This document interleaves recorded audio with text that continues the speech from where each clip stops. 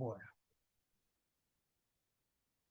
ahí se ve, ¿no? La Sí, proyección. Perfecto. Se ve en pantalla completa, ¿no?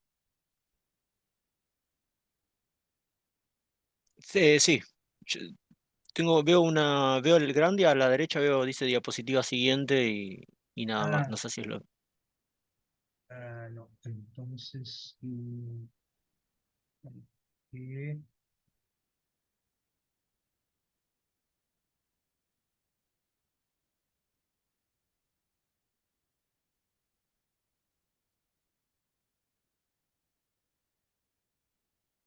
sí.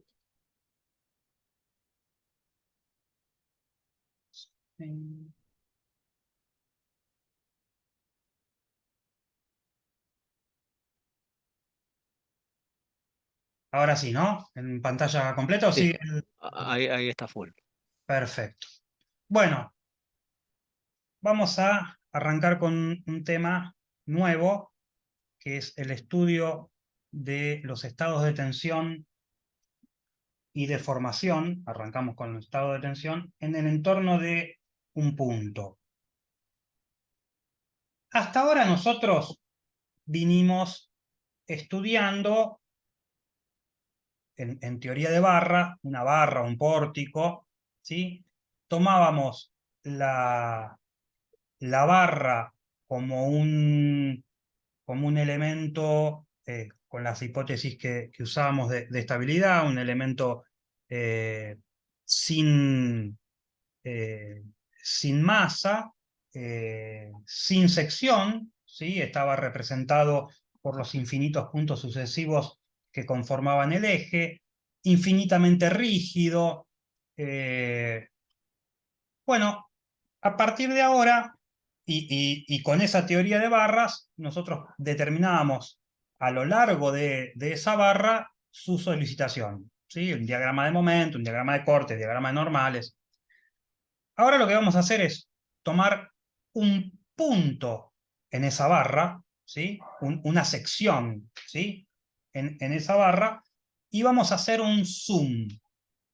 Cuando hacemos el zoom, ahora sí empiezan a importar la geometría de esa sección transversal, si es un doble T, si es una C, si es un tubo redondo, cuadrado, rectangular, ¿sí? Porque empieza a tallar. ¿Se acuerdan en la primer unidad que habíamos visto lo que son las propiedades geométricas, ¿sí? El momento de inercia, los momentos centrífugos, digamos. Entonces ahí sí empieza a tener relevancia la forma de la sección transversal, el material, no es lo mismo si es de acero que si es de hormigón, que si es de madera, ¿sí? Y lo que vamos eh, a determinar es, partiendo de la solicitación que tiene en ese punto particular, ¿sí? Nosotros en estabilidad habíamos, eh, habíamos aprendido, o estamos aprendiendo, a determinar la solicitación a lo largo de la barra, ¿sí? Ahora lo que yo voy a tomar en este punto de la barra en particular, tengo este valor de momento, ¿sí? Y este valor de corte y este valor de normal. Bueno, con esos valores de la solicitación, ¿sí?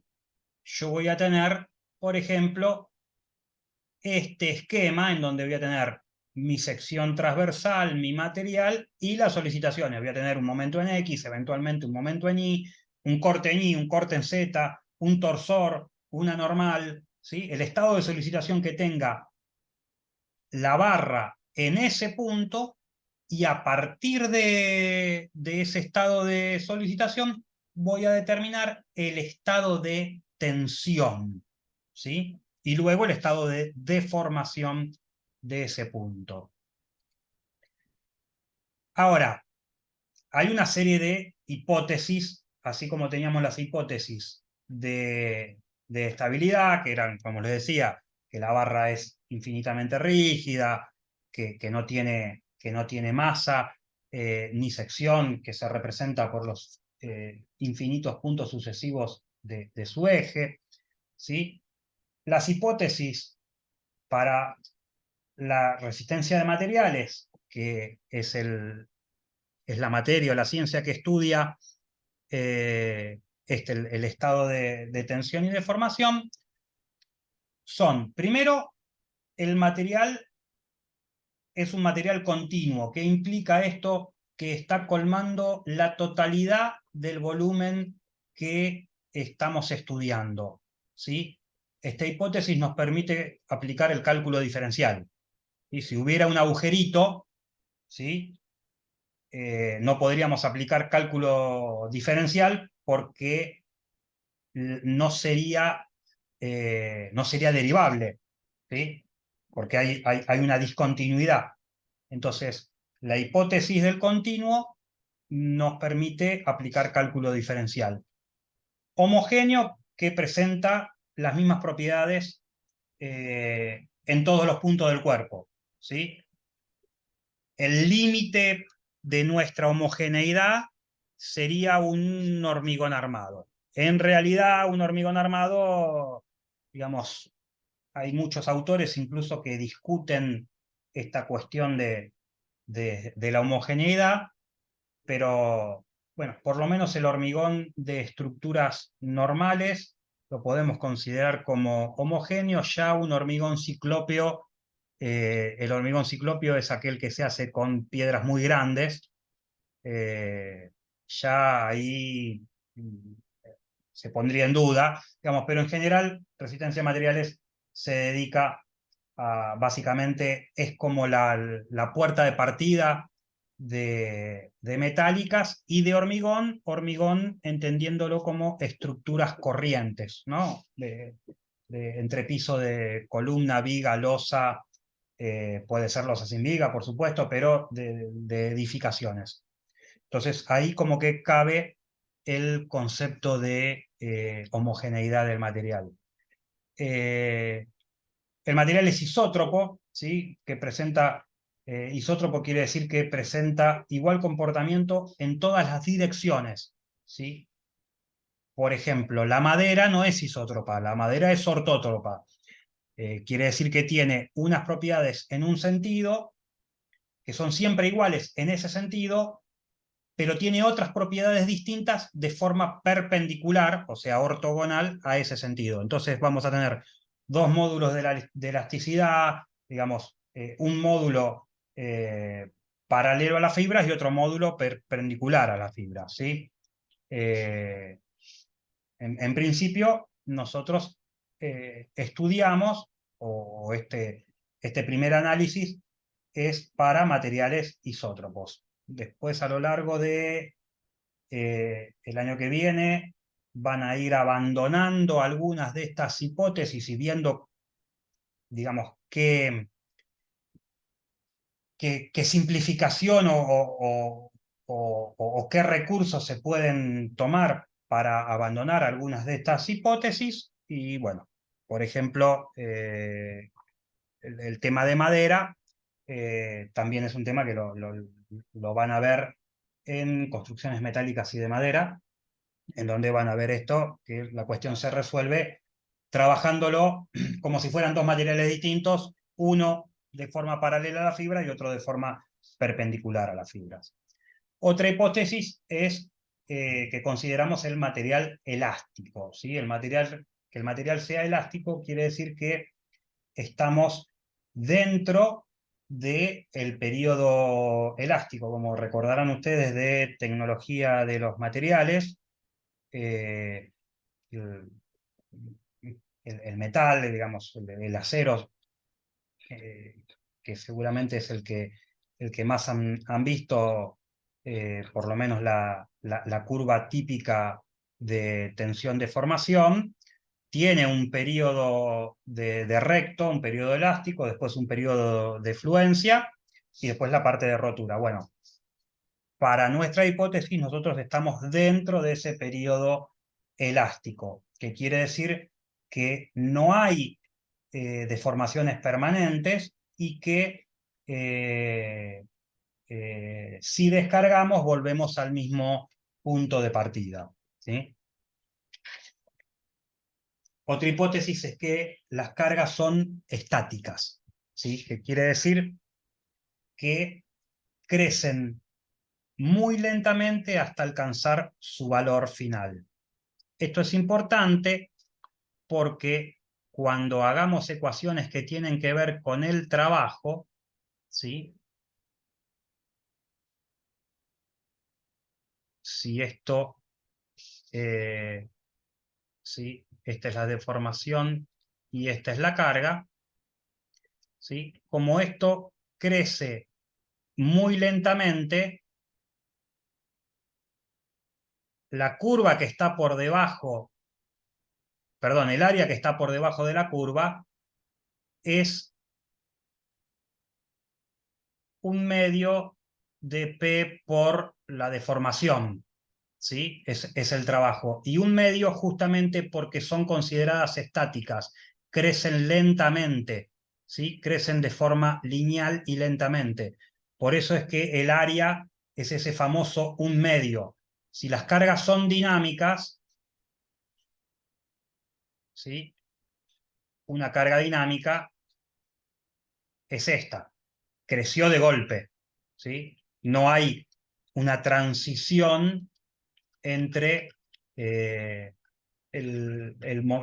punto de aplicación y el estado de deformación final en donde estoy evaluando.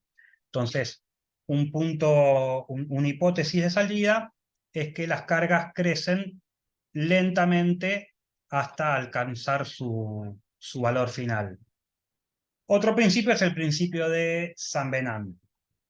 El principio de San Benan implica que nosotros estamos lo suficientemente lejos de cualquier tipo de discontinuidad geométrica o estática como para que interfiera en nuestro análisis, ¿sí? Nosotros, acá hay, por ejemplo, una discontinuidad geométrica, ¿sí? Donde en el borde de este elemento hay una discontinuidad geométrica. Aquí donde aumenta el diámetro del eje hay otra discontinuidad geométrica. En el punto de aplicación de una carga hay una discontinuidad estática. Si veo la sección transversal, en cada esquina, en cada vértice de este tubo rectangular, hay una discontinuidad geométrica donde cambia de dirección el tubo. Bueno, nuestro análisis es, digamos, lo suficientemente lejos de estos puntos en donde se observan discontinuidades, ya sea geométricas o estáticas, ¿sí? O sea, estamos viendo en el medio de estas discontinuidades. Nuestro análisis va a ser tanto en la extensión, en la longitud de la barra, ¿sí? Como en la sección transversal, lejos de discontinuidades geométricas o estáticas. Nosotros consideramos que estamos dentro de un análisis lineal. ¿A qué llamamos análisis lineal? A las tres linealidades: linealidad mecánica, cinemática y estática. Linealidad mecánica es que se cumple la ley de Hooke, ¿sí? O sea, las tensiones son proporcionales a las deformaciones hasta la afluencia, ¿sí? Se cumple la ley de Hooke, ¿sí? Lo que hablábamos hoy de que estamos dentro del periodo elástico, ¿sí?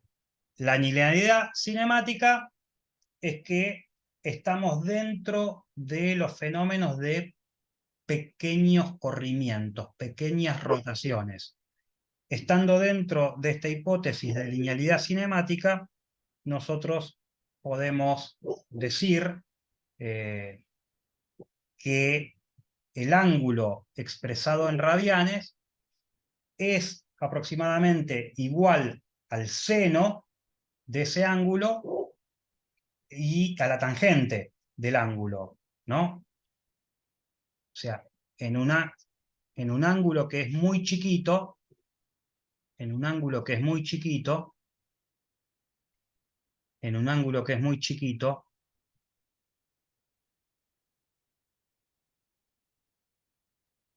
este es el seno del ángulo y este es la tangente del ángulo. Entonces podemos decir que para ángulos pequeños, el seno y la tangente tienden a ser iguales y tienden a ser, tener el mismo valor que ese ángulo expresado en radianes. Y que el coseno, ¿sí?, tiende a la unidad, ¿sí? Porque este ángulo es muy chiquito. O sea, si fuera 0 sería 1. Como es muy chiquito, el coseno de ese ángulo tiende a la unidad, ¿sí?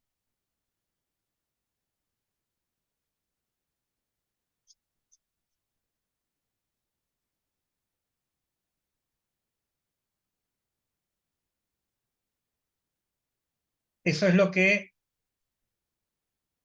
indicamos como linealidad cinemática, ¿sí? Y la linealidad estática quiere decir que el equilibrio de nuestro sistema, las ecuaciones de equilibrio, están planteadas antes de la deformación. O sea, hasta ahora en estabilidad, para nosotros las estructuras eran indeformables, ¿sí? Infinitamente rígidas e indeformables. Bueno, a partir de ahora, bienvenidos al mundo real, las estructuras se deforman.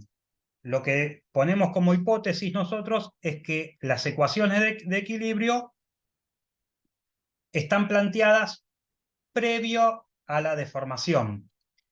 Fíjense, si nosotros tenemos esta mensulita, cuando planteamos las ecuaciones de equilibrio previo a la deformación, el momento en el empotramiento es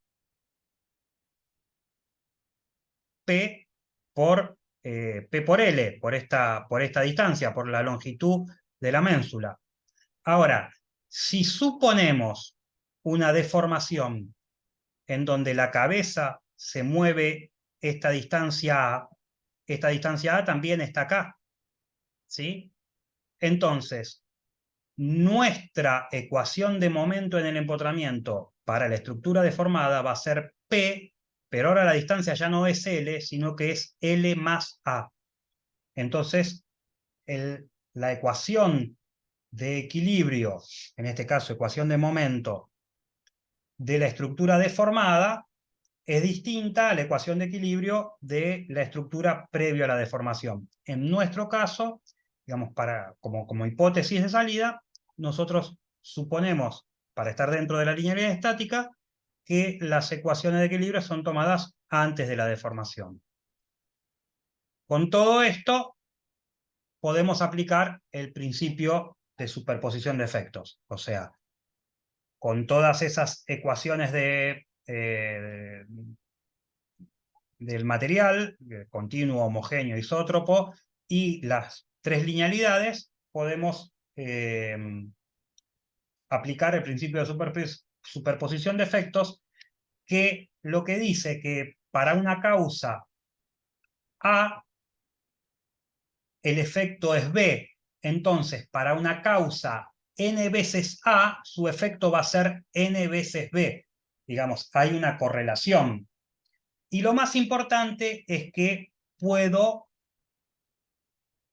desagregar a las causas. Supónganse, yo tengo una estructura que está cargada, ¿sí? Una viga simplemente apoyada que está cargada, con una carga distribuida constante, más una carga distribuida lineal triangular, más una carga puntual. Y eso me da un diagrama de un cierto tipo. Bueno, yo para calcular este diagrama, que a priori si yo veo esto no lo podría calcular, o sería, digamos, si no aplico principio de superposición de efectos, no lo podría calcular. Yo aplicando principio de superposición de efectos puedo calcular esto como la carga distribuida constante a la cual le sumo la carga lineal triangular de la mitad derecha, más la carga puntual, ¿sí? Sumando estos tres diagramas de momento, obtengo el diagrama de momento de la estructura real, ¿sí? Y esto lo determiné sumando los tres diagramas simples, digamos. Nunca trabajé con el esquema de carga general. Trabajé con esquemas de carga parciales y después sumé los resultados, ¿sí? Eso es el principio de superposición de efectos.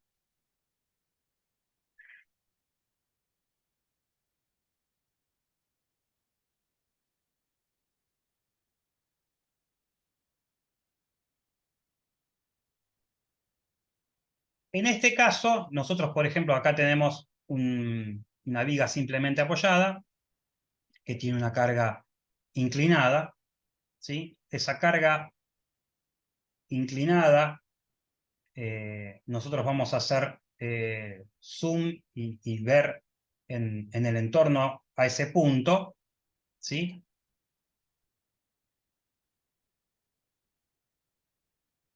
Nosotros acá estamos haciendo un zoom en esa sección transversal, ¿sí?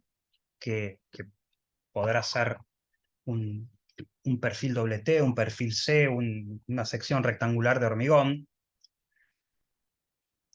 Lo cierto es que eh, está actuando sobre ese punto un sistema de fuerzas. Cuando hablo de fuerzas, lo hablo de forma genérica, ¿no? Pueden ser fuerzas, momentos.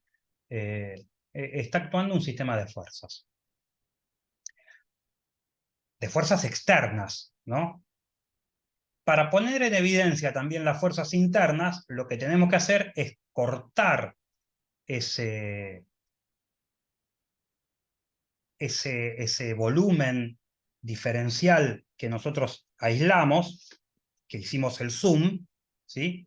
Lo cortamos y ahí vamos a haber puesto en evidencia las fuerzas internas que están en el entorno de ese punto de esa barra en particular. Si cortamos en dos esta porción de barra en ese punto, ¿sí?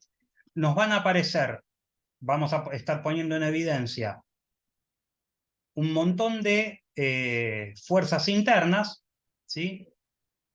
Que van a ser iguales y contrarias en ambas caras. Por supuesto, todas estas fuerzas, como lo vimos en la unidad 2 o 3, creo, van a poder ser reducidas a una fuerza, ¿sí?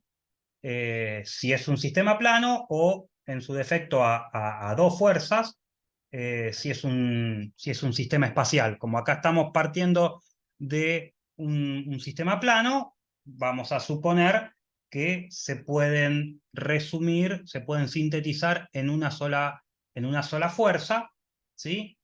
O sea que esta fuerza B acá sería la resultante de todo este sistema, que no es otra cosa más que eh, las infinitas reacciones que provoca el sistema, el sistema que está cargado. Por principio de acción y reacción, estas mismas fuerzas con el sentido contrario se ponen de manifiesto en la otra cara. Ahora, esta fuerza B, ¿sí? Que es la resultante de todas estas fuerzas internas, cuando yo voy achicando mi sección o mi punto de análisis y lo llevo a una dimensión diferencial, ¿sí? Aparecen una nueva nomenclatura, un nuevo tipo de fuerza, una nueva magnitud, ¿sí? Hasta ahora ustedes conocían los que son fuerzas o magnitudes escalares, ¿sí? Que es un número, ¿sí? Una magnitud, y magnitudes vectoriales, ¿sí? Que te daban el número, o sea, la magnitud escalar, pero también te indicaban el sentido. Ese es el vector, ¿no? Entonces, ustedes conocían la magnitud escalar, que era el número, y el vector. Entonces, yo podía decir 10 kilómetros por hora y tenía claramente identificada la velocidad o la magnitud. Ahora no tengo ni idea de cuál es la dirección. Si yo lo expreso vectorialmente, ahí ya ese vector me va a determinar la velocidad y también la dirección y el sentido. Bueno, aquí aparece una nuevo especie de magnitud, que es la magnitud tensorial, ¿sí? Que viene del tensor. La magnitud tensorial necesita de dos vectores para ser definida. Un vector que me va a marcar el valor, o sea, la magnitud escalar de la tensión, otro que me va a marcar la dirección y otro que me va a marcar cuál es el plano con el que yo corté a esa sección de análisis, ¿sí? Porque si en vez de cortarlo por este plano, yo lo cortase por este otro plano, por ejemplo, ¿sí? Trazara un plano distinto y cortase mi elemento por este otro plano, claramente las magnitudes van a ser absolutamente otras, ¿sí? Absolutamente otras. Siendo que el sistema de fuerzas que está actuando sobre mi elemento es exactamente el mismo. Lo que cambia es el plano por el que lo corté.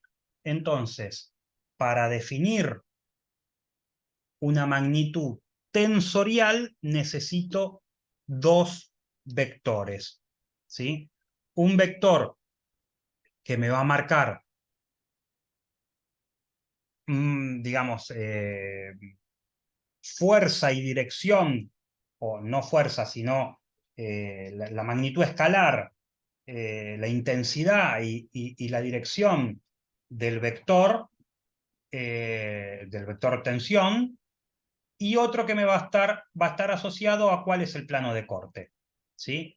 Entonces, por ejemplo, la nomenclatura esto es tensión en ρ asociado al plano normal n, ¿sí?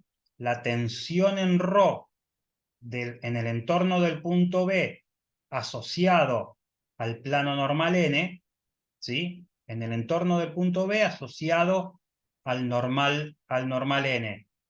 Va a ser la diferencial de fuerzas, ¿sí? Porque es la diferencial de fuerzas, ¿sí? Porque lo que era mi fuerza B, ¿sí? Mi fuerza resultante B, cuando yo me voy achicando, me voy achicando, me voy achicando, lo que originalmente es una fuerza pasa a ser una diferencial de fuerza, porque me voy achicando en el punto de análisis y lo que antes era una fuerza ahora es una diferencial de fuerza que está aplicado en un diferencial de área. Entonces, una tensión es una fuerza distribuida de forma superficial, ¿sí? Asociada a un plano en particular. En el caso particular, al plano normal n. Entonces, decimos nuevamente, tensión ρ en el entorno del punto B asociado al plano normal n es diferencial de fuerza sobre diferencial de área. ¿Sí? Para definir el estado de tensión, entonces, no me alcanza con un vector. Un vector me podría definir, en este caso, ¿sí? Un vector me va a definir la magnitud y la dirección de este vector, ¿sí? Pero no me va a definir el plano asociado plano normal n, ¿sí? Entonces, para definir la magnitud tensorial, necesito de esos dos vectores, ¿sí? Vector tensión en B y el vector normal al plano. ¿Hasta acá me siguen? De lo que es la definición de una magnitud tensorial, que necesito dos vectores para que me lo definan. No me alcanza con uno, necesito dos vectores, porque siempre necesito identificar cuál es el plano de corte al que está asociada esa magnitud. ¿Hasta acá me siguen? Sí, sí. Bárbaro. Sí, Bueno, este vector tensión ρ, ¿sí? Que es el que, digamos, vendría a ser la resultante, no es una resultante porque estamos trabajando en secciones diferenciales, pero como para que se entienda, digamos, si esto es una porción infinitamente pequeña, en realidad no hay muchas fuercitas, hay como una sola, ¿sí? Pero no es que es una fuerza, es una tensión, que es una fuerza distribuida por unidad de superficie, pero como estoy achicando tanto las fuerzas, termina siendo una sola. Este vector ρ, ¿sí? Que siempre está asociado a un plano normal, lo puedo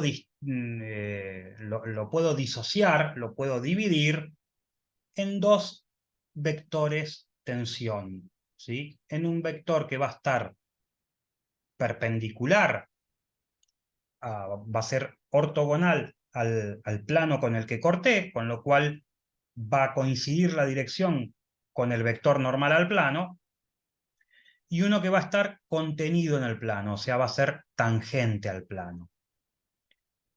El plano perpendicular va a ser el plano tensión normal, y el plano que está el vector que está contenido en el plano de corte va a ser el vector tangente, ¿sí? La tensión tangencial.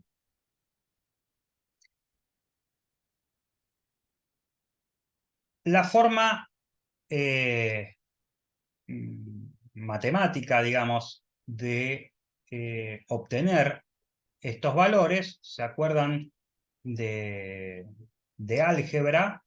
Que para obtener proyecciones de un vector sobre otro plano, nosotros lo hacíamos con el producto escalar, ¿sí? Entonces, si al vector ρ yo le hago el producto escalar con el versor n, ¿sí? Con el versor n,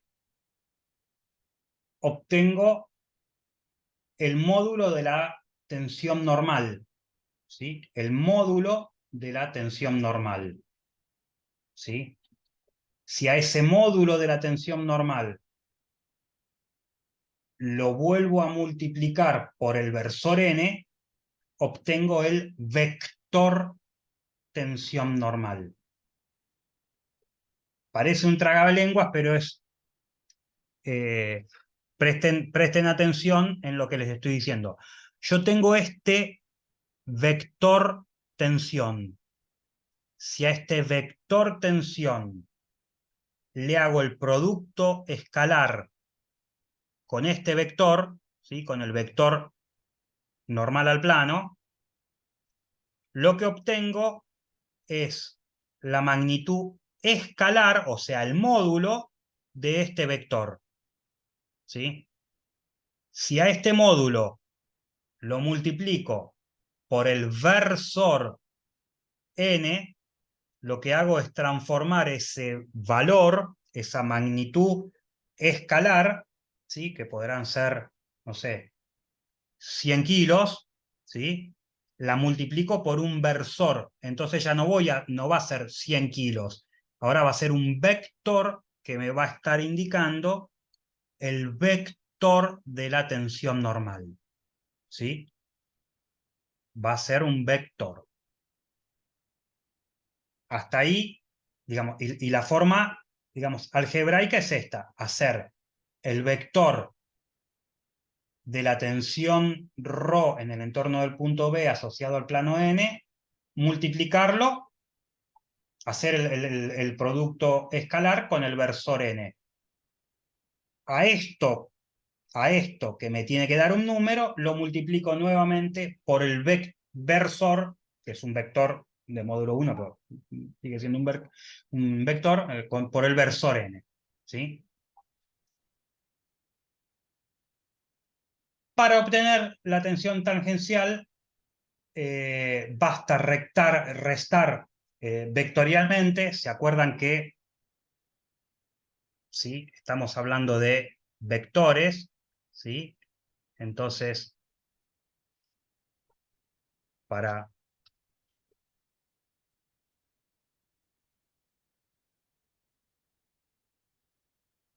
No, parecería como son puntos.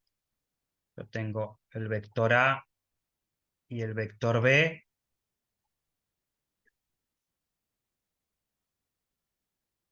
Este es el vector A más B, ¿sí? Vectorialmente no lo resuelvo por trigonometría. Directamente, sumando vectores, obtengo ese vector. Entonces, si yo lo que tengo como dato ahora es el vector A más B, que vendría a ser este ρ, y tengo como dato, porque lo obtuve mediante esta fórmula, tengo como dato el vector B, ¿sí? Lo que hago es restando, ¿sí? Digo que el vector A, que en este caso sería la tangente, no es otra cosa que A más B menos B, ¿sí? En nuestro caso sería que el vector tangente del entorno B asociado a n va a ser igual al vector ρ, ¿sí? Menos el vector tensión normal, ¿sí? Es simplemente aplicar esta, eh, lo que sería eh, digamos, una resta vectorial, simplemente a este formato. Fíjense, esto que está acá es el módulo de la tensión tangencial. Y bueno, esto es lo que les marcaba recién. Lo que sería Pitágoras en términos de magnitudes escalares, para las magnitudes vectoriales, es esta, bueno, suma de vectores como les indicaba recién. Esto.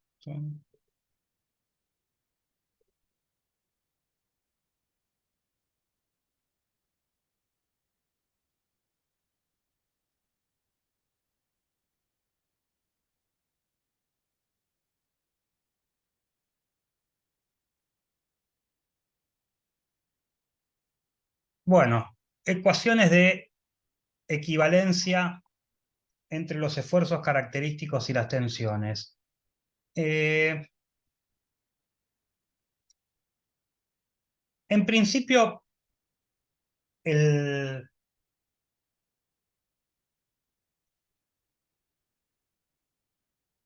fíjense, el esfuerzo normal, digamos, yo tengo una barra o una porción diferencial de una barra que la aislé para hacer el análisis.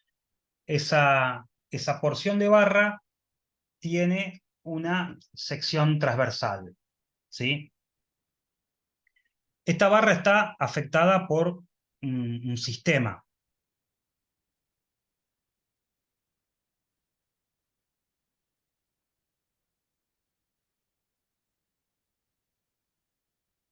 Cuando yo corto esta barra, quedan en evidencia todos los esfuerzos internos. Entonces, yo lo que tengo que hacer es hacer ecuaciones de equilibrio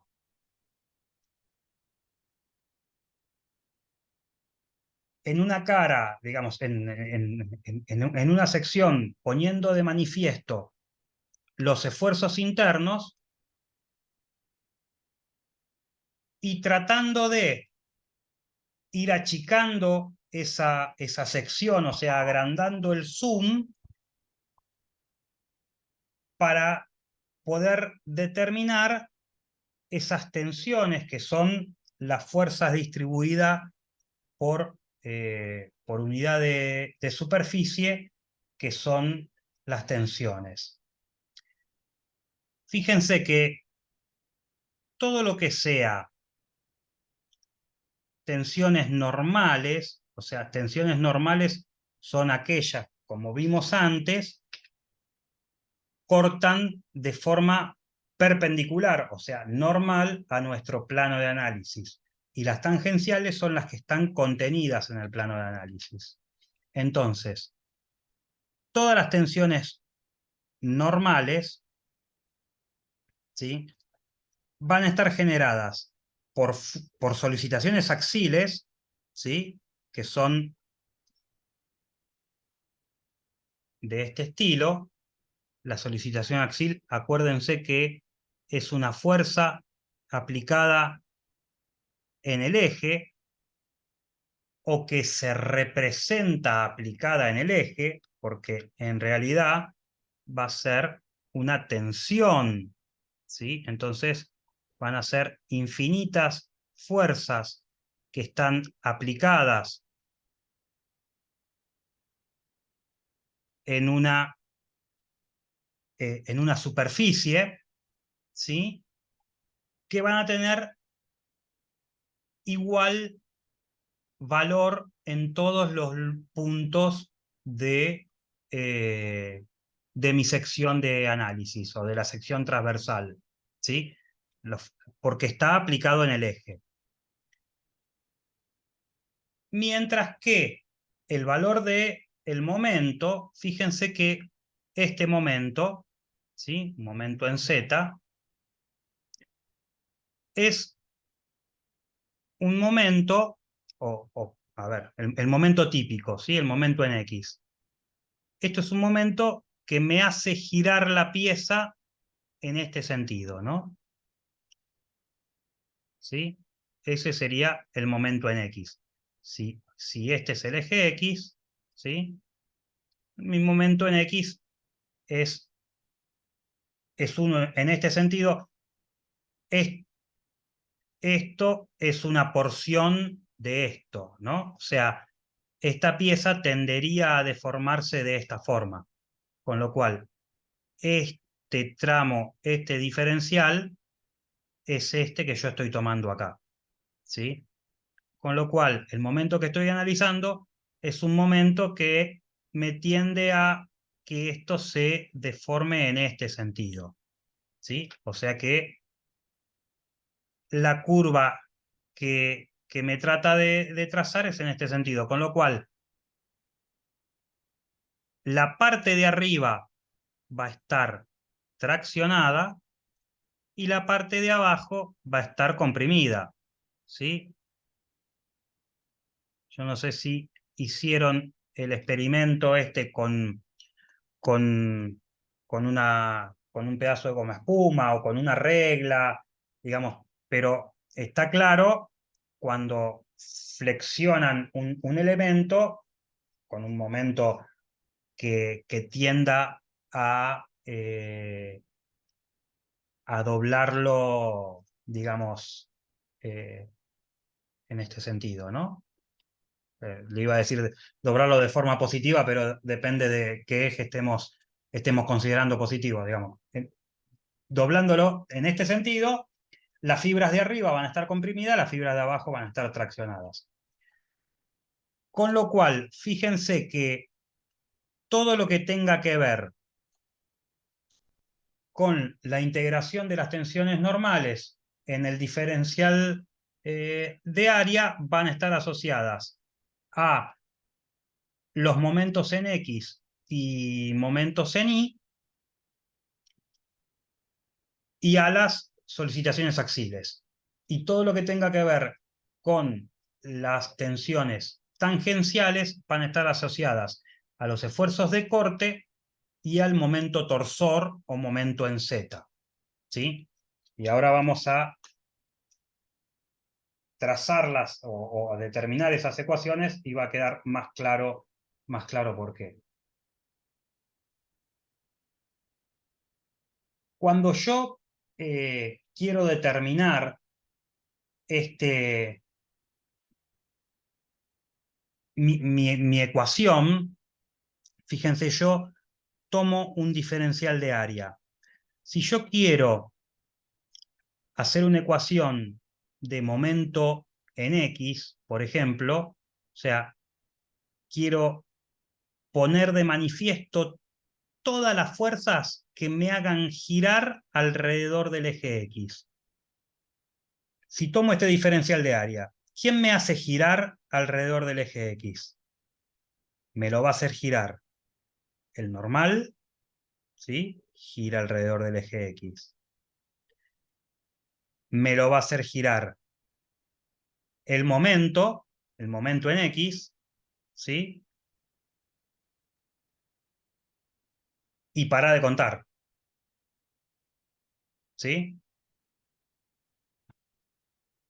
Entonces, esas son eh,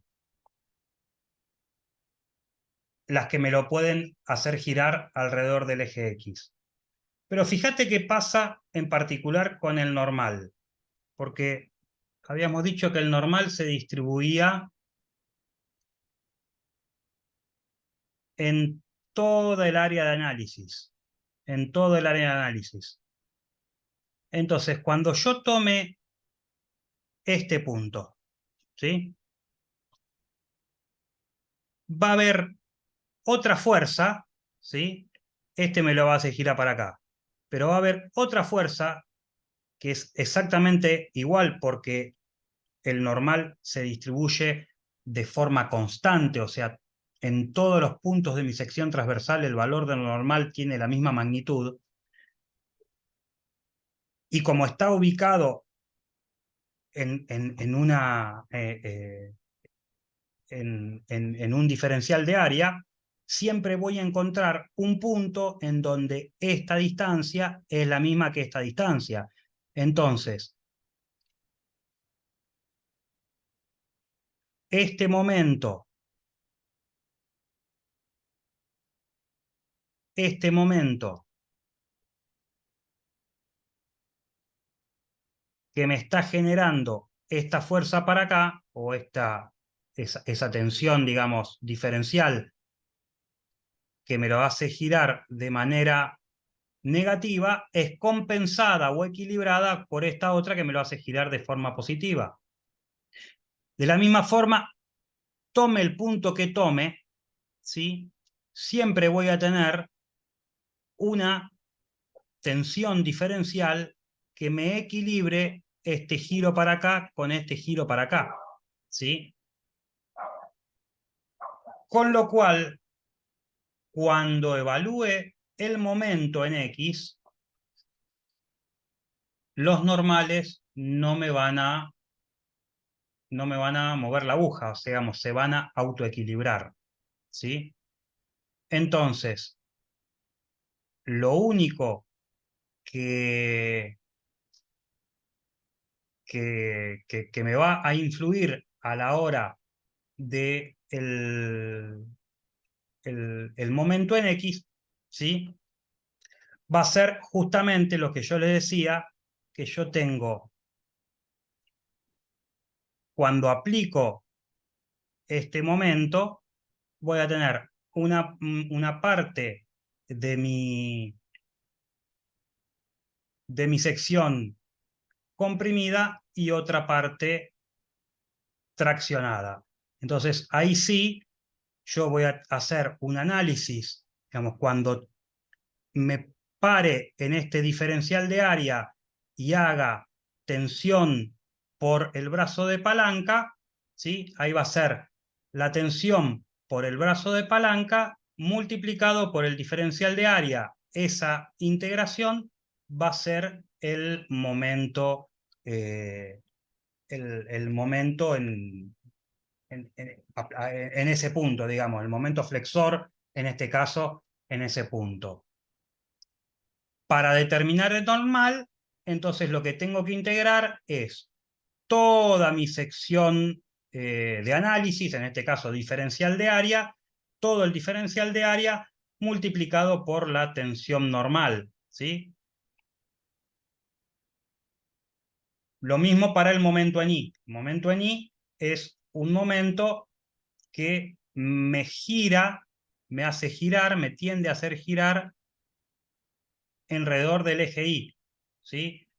Por ejemplo, en este caso serían con fuerzas que se presentan perpendiculares a la pantalla, ¿no? En este caso, si yo tengo fuerzas que se presentan perpendiculares a la pantalla, ¿sí? Vamos a dibujar una mensulita en 3D, ¿sí? Si yo tuviera fuerzas que se presentan en este sentido, ahí tengo momentos en I, ¿sí? Que me lo hacen girar alrededor del eje Y. En este caso, fíjense que también entran en juego las tensiones normales, pero en este caso las voy a tener, digamos, así como antes las tenía divididas por un eje horizontal y acá con un momento positivo, ¿no? Las de arriba traccionadas y las de abajo comprimidas, ahora las voy a tener eh, con, con un momento que va a estar girando de Z a X, o sea, en este caso con un momento positivo del lado derecho comprimidas y del lado izquierdo traccionadas. Entonces, para determinar mi momento voy a tener que integrar todas las tensiones normales en Z multiplicadas por el valor de la distancia en X, ¿sí? Por el diferencial de área. Lo mismo que antes hacía por este valor y mi diferencial de área estaba acá, ¿sí? Ahora lo hago por X y mi diferencial de área está acá, ¿sí? Porque está girando en el otro sentido. De la misma forma, si lo que quiero hacer es determinar la ecuación de los esfuerzos de corte, ¿sí? Fíjense que, vamos a borrar todo esto,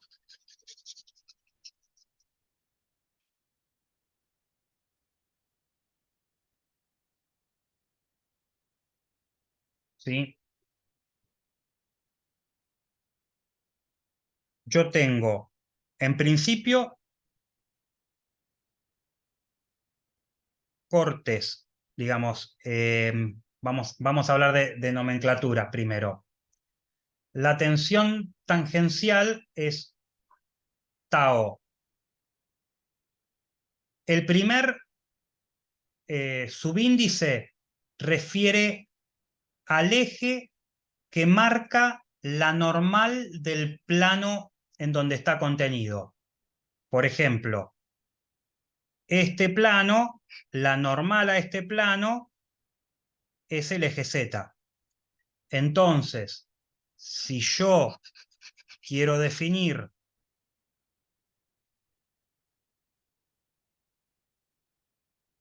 esta tensión tangencial tau, va a ser una tau Z. ¿Sí? El primer subíndice marca la normal del plano en donde están contenidos.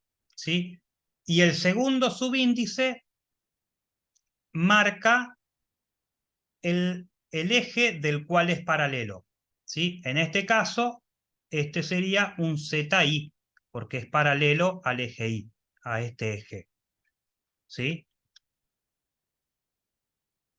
Esta tensión sería una tau ZX porque es paralelo al eje X. ¿Sí? Bueno, habiendo hablado de nomenclaturas, ahora, si lo que yo quiero es determinar la ecuación del corte en I, para determinar el corte en I, tengo que integrar todas estas tensiones, que son tensiones diferenciales, ¿sí? Y las tengo que integrar también en un diferencial de área, ¿sí? Las tengo que integrar en un diferencial de área. Entonces, si integro todas las tau ZI por diferencial de área, esto me da el corte en I, ¿sí? Esto me da el corte en I. Si integro todas las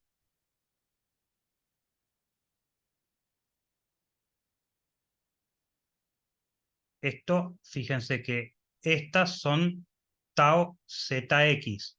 Si integro todas las tau ZX por el diferencial de área, me da el corte en X. ¿Sí? Ahora, fíjense qué pasa con el momento en Z. ¿Sí? Nosotros habíamos dicho,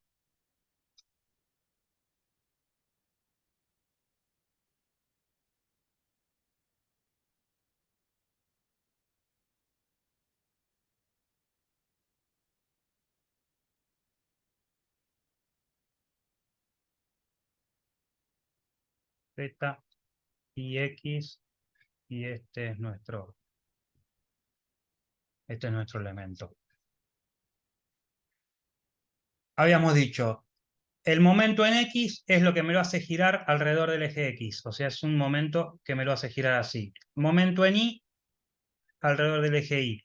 Momento en Z es un momento que me lo hace girar alrededor del eje Z, lo que habitualmente llamamos torsor. ¿Qué fuerza me va a hacer girar alrededor del eje Z? Bueno, me lo va a hacer girar alrededor del eje Z un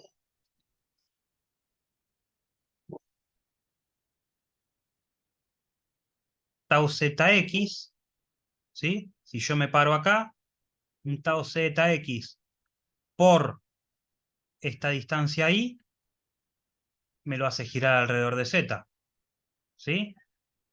Y un tau ZI multiplicado por esta distancia X, también me lo hace girar alrededor de Z. Entonces, tau ZI por I menos o más, dependiendo del signo del valor de esa tensión, por el tau ZX multiplicado por I, ambos multiplicados por el diferencial de área, porque recordemos que estamos hablando de tensiones diferenciales. Entonces, yo para hacer un equilibrio, para hacer un equilibrio de momentos, momento es una fuerza por una distancia.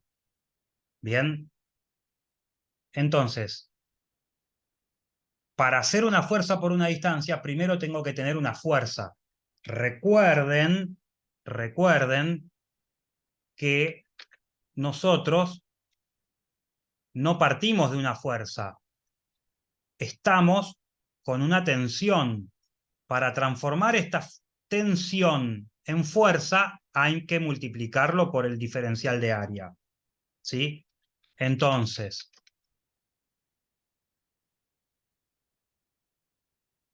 esta tensión multiplicado por un diferencial de área me da una fuerza. Multiplicada por la distancia me da el momento. Esta tensión multiplicado por el diferencial de área me da la fuerza, multiplicado por la dirección me da el momento. Acá lo que estoy haciendo simplemente es sacar factor común, ¿sí? Por eso me queda tau ZI multiplicado por la distancia x menos tau ZX multiplicado por la tensión y, todo entre paréntesis multiplicado por el diferencial de área. Pero es por sacar factor común, ¿sí? La realidad es que son fuerzas por distancia y para tener una fuerza es este tau ZI por el diferencial de área, tengo la fuerza, y este tau ZX por el diferencial de área, tengo la fuerza. Entonces, tanto la tensión normal, ¿sí? Que se obtiene, o al revés, los esfuerzos normales y los esfuerzos de momento en X y momento en Y se obtienen de integrar tensiones normales, como los cortes, ya sea en X o en Y, como el momento en Z, porque es correcto decir momento en Z y no momento torsor, ya el año que viene van a ver cuál es la diferencia, son ambos funciones de X y de Y, ¿sí? Ya habíamos visto en la parte primera de la materia que las solicitaciones son función de Z, ¿sí? O sea, cuando yo tengo... Vamos a borrar todo esto.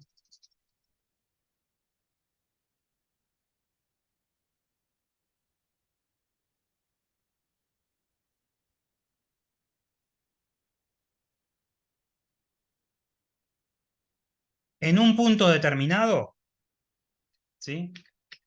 En un punto determinado tengo una solicitación, ¿sí? O sea, la solicitación es función de Z, ¿sí?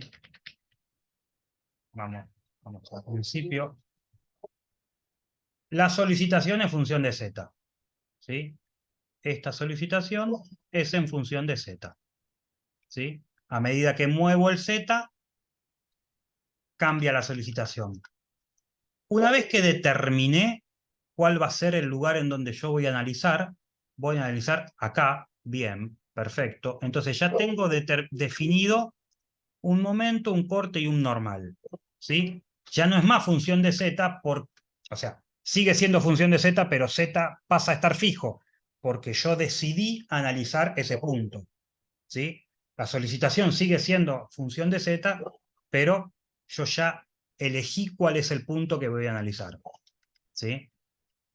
Ahora, una vez que elegí el punto que voy a analizar, las tensiones en ese punto nuevamente son funciones. En este caso, funciones de X y funciones de Y, ¿sí?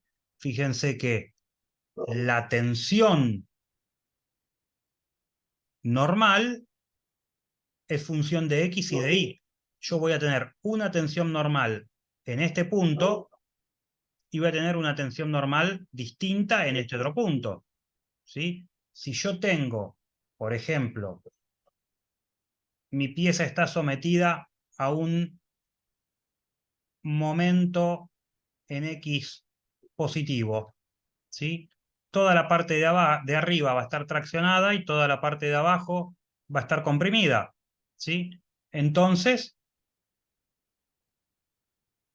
si, si mi punto de análisis es este, voy a tener tensiones normales de tracción, mientras que si mi punto de análisis es este, voy a tener tensiones normales de compresión, ¿sí? Lo mismo si tengo un momento en I, ¿sí? Yo puedo tener toda la parte izquierda comprimida, toda la parte derecha traccionada. Entonces, si mi punto de análisis es este, voy a tener tensiones normales de compresión y si mi punto de análisis es este, voy a tener tensiones normales de tracción. Bueno, en la medida que se van combinando las solicitaciones, por supuesto, eh, todo eso eh, se va modificando, digamos, se va complejizando, pero por suerte tenemos el principio de superposición de efectos que hace que podamos ir desagregando estos análisis y después el análisis final simplemente es una suma de un montón de pequeños análisis mucho más simples. Entonces, como dijimos que cada tensión, o sea, la tensión normal y la tensión tangencial, son funciones de X y de Y, el objetivo de la resistencia de materiales es poder estudiar cuál es la ley de variación que está asociada a cada uno de estos esfuerzos. Entonces, como un poco algo ya les expolié con el esfuerzo axil, con el normal tiene una distribución constante, ¿sí? Entonces, todas las tensiones del normal van a ser constantes. Ahora, también como un pedacito también les expolié, le dije, si tengo un momento en X, un momento en X positivo, la parte de arriba va a estar comprimida, la de abajo traccionada, ok, pero ¿cuál es la ley de variación? Bueno, eso es lo que van a estudiar el año que viene en resistencia de materiales, cuál es esa ley de variación. Eh, yo creo que hasta ahí, hasta Cochí, podríamos, eh, podríamos arrancar el lunes que viene viendo Cochí, eh, porque si no ya es medio tarde.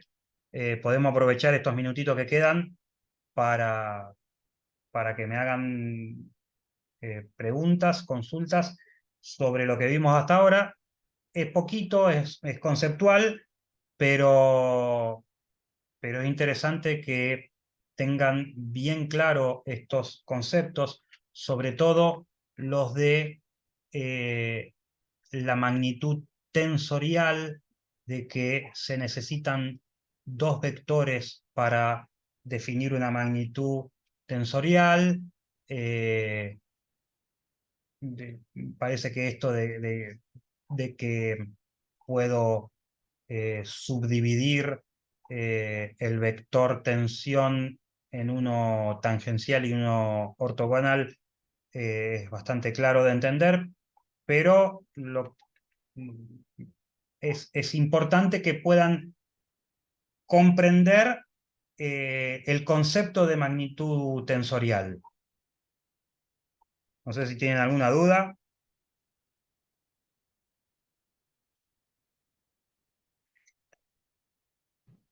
Si están ahí, ¿Queda alguien? Sí, sí, sí, yo ¿queda estoy. alguien? Como duda así particular, ¿no? O sea, me está bajando toda la info a la cabeza ahora, pero este, más o menos creo que entiendo. Lo único que me llamó la atención en algo que hiciste un comentario, Claudio, que no sé si tenés la diapositiva, Sí. que tenés la sección en isométrica, cuando estabas explicando lo de los esfuerzos normales. ¿Este? Son ese mismo.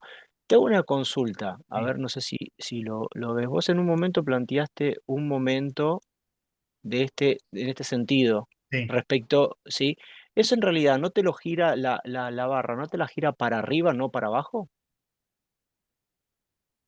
O sea, porque lo estoy pensando en este sentido, como que si yo lo viera la barra de lateral, sería mi Z y mi Y y el X saliendo de la pantalla, y eso sería un momento negativo. Claro, ¿No? sí, el que vos dibujaste ahí es un momento negativo.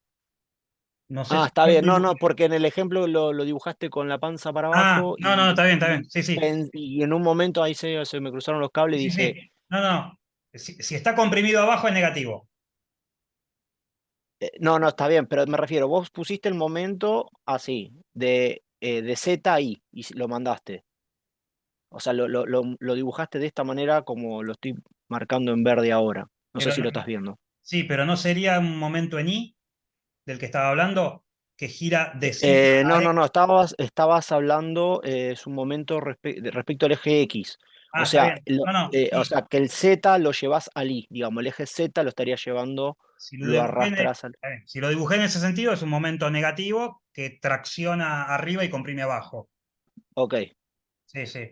Pero es simplemente ejemplificador, digamos, nada. No, no, no, no, está bien, pero me estoy tratando de hacer amigo con todo esto que lo vimos al principio, que el profe hablaba de las diferenciales con QDX, QDI, menos QDI y todo eso.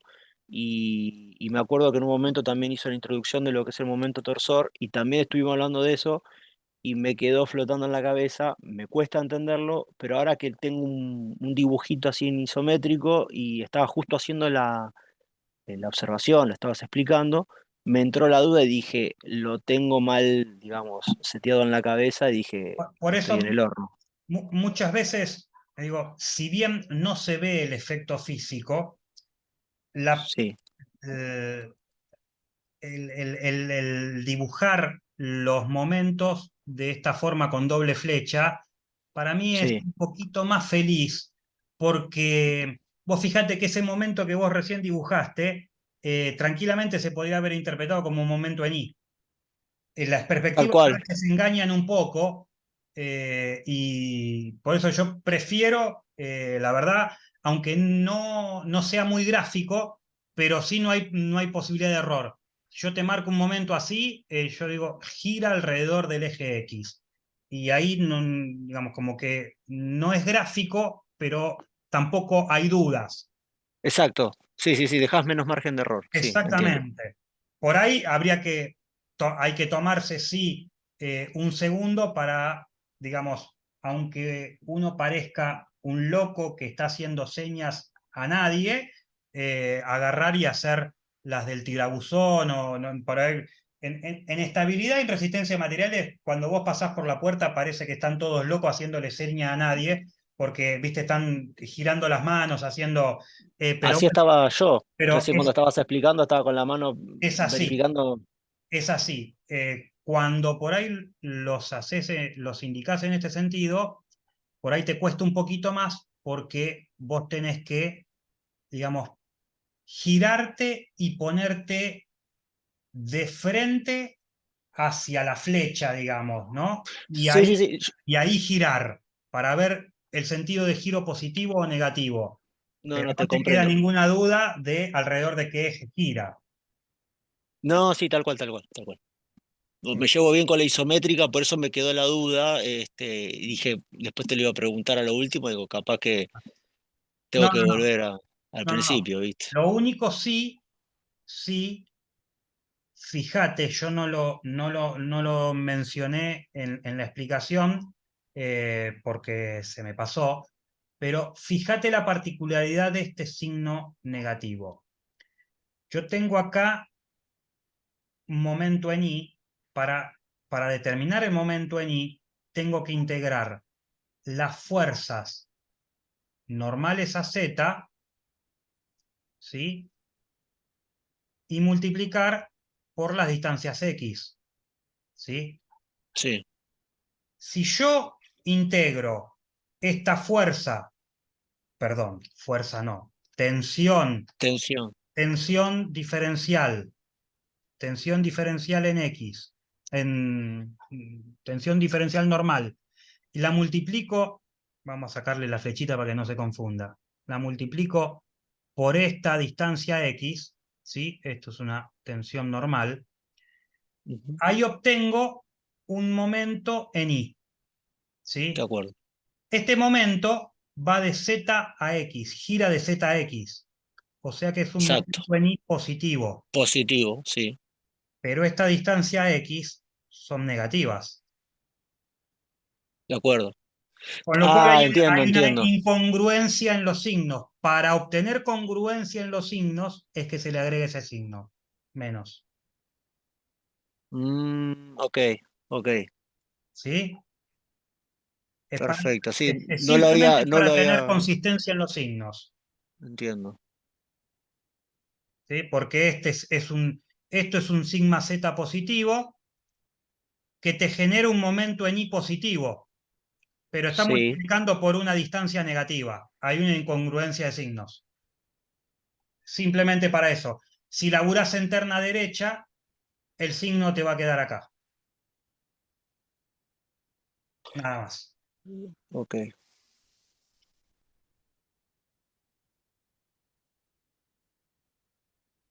¿Sí? Bueno, no les quiero seguir quemando la cabeza, aparte ya estamos en la hora. Y el tema que viene, digamos, no es largo, pero se concatena con un montón de otros temas, así que más vale arrancamos el lunes. Así que, bueno, nada, cualquier cosa, cualquier consultita, yo ahora después les cuelgo este video en el campus y cualquier